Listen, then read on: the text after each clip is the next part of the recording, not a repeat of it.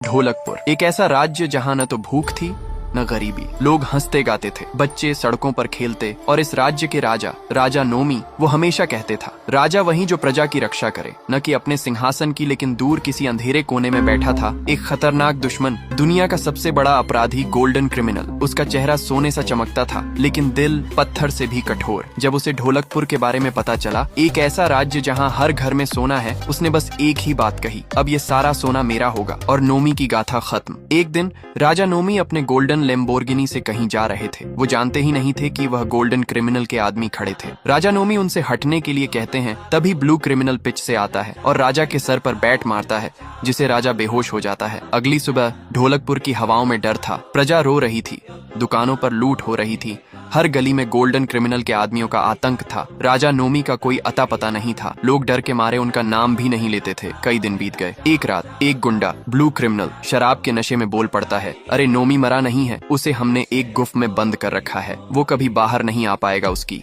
ये बात एक आम आदमी सुन लेता है और फिर शुरू होती है फुसफुसाहट। शायद राजा नोमी जिंदा है, लेकिन लोगों के दिलों में डर बसा हुआ था, क्योंकि गोल्डन क्रिमिनल ने ऐलान कर रखा था, जो भी नोमी का नाम लेगा उसका सिर धड़ से अलग कर दूंगा। एक रात अंधेरा कुछ ज्यादा ही गहरा था। महल के अंदर गोल्डन क्रिमिनल जश्न मना रहा था, शराब, सोना और सत्ता सब उसके पास था। तभी बूम, धुआं भर जाता है। सैनिक डर के मारे खड़े नहीं हो पाते। धुएं के बीच एक आकृति उभरती है, एक आदमी, सिर सीधा, आंखों में आग और आवाज जैसे बिजली गरजती हो, मैं हूँ नोमी गोल्डन क्रिमिनल। हैरानी से, तू तो मर गया था। नोमी शांत स्वर में, मैं मरा नहीं था, मैं सिर्फ इंतजार कर रहा था उस दिन का जब तू और तेरा अहंकार दोनों ढोलकपुर छोड़ देंगे। हमेशा के लिए नोमी के हाथ में चमकती थी राजवंश की तलवार, जो सिर्फ असली राजा ही उठा सकता था, और उसका शरीर छोटों से भरा हुआ लेकिन आत्मा से मजबूत नोमी दहाड़ता है, तूने मेरी प्रजा का खून बहाया है, अब मैं तेरी सत्ता की नींव